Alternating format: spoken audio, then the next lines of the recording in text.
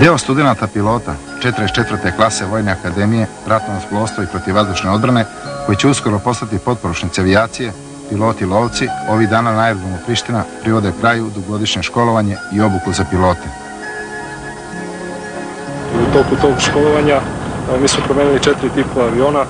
Na klipnim avionima leteli smo na avionu UTVA 75, zatim smo leteli na avionu G2 Galeb N60 u Podgorici, zatim na G4 N62 Super Galeb i evo je sad trenutno postavljen, nadam se da neće biti postavljen avion, MiG-21, N16 i L-17.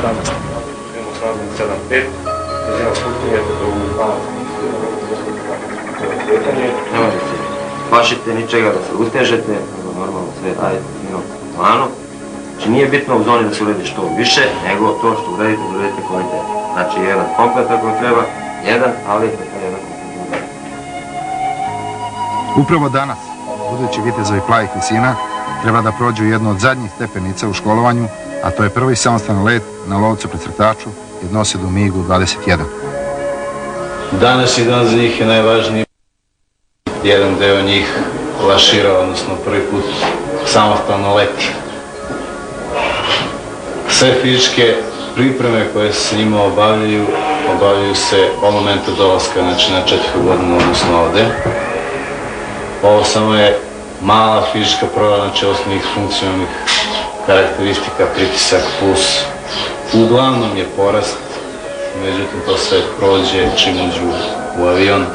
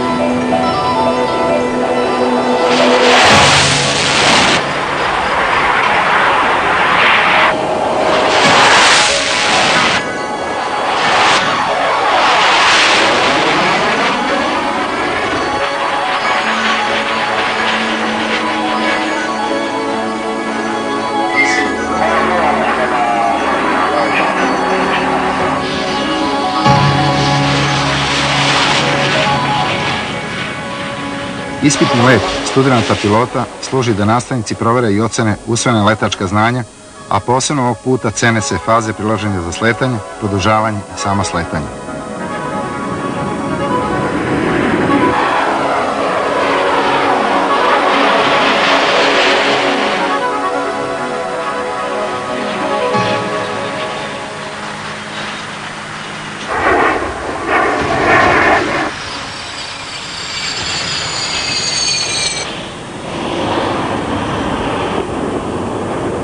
Gospodine potpukovniče, bili smo svedoci, prisustvovali smo prvom probnom letu studenta.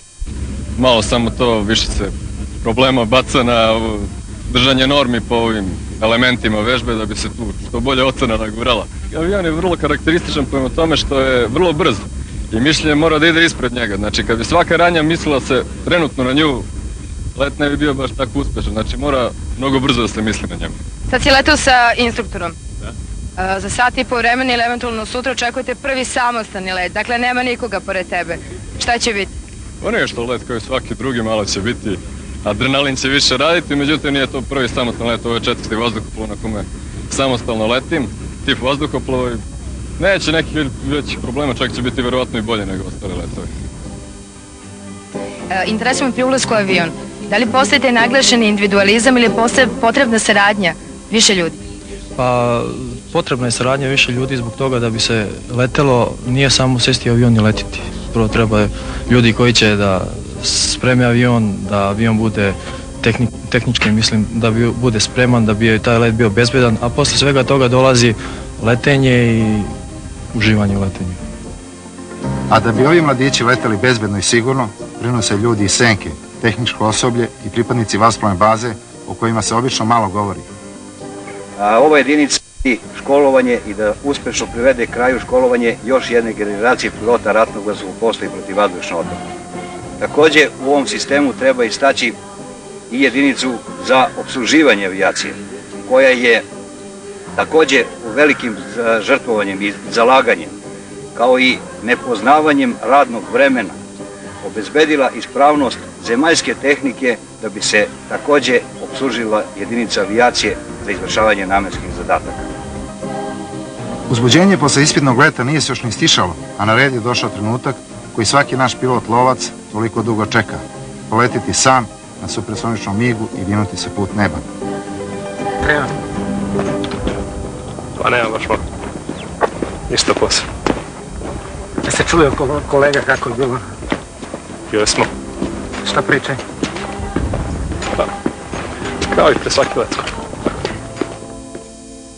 Uzbuđenja ima, ali nestaće kad bude se krenulo. Treme? Treme malo. Šta očekuješ od prvog samostalnog leta na ovom supersoničnom lovcu?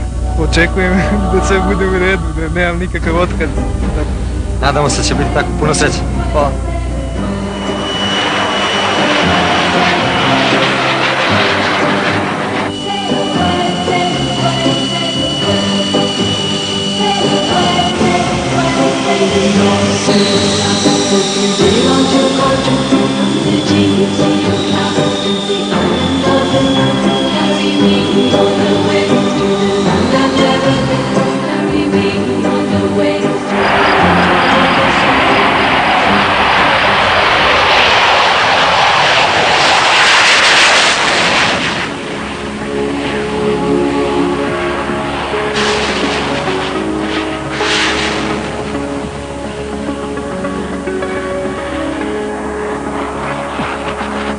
Ništa manje uzbudljivo nije bilo na stajance, među iskusnim pilotima, nastavnicima, koji su nestrpljivo očekivali povratak svojih učenika sa prvog samostalnog leta na nadzvučnom lovcu.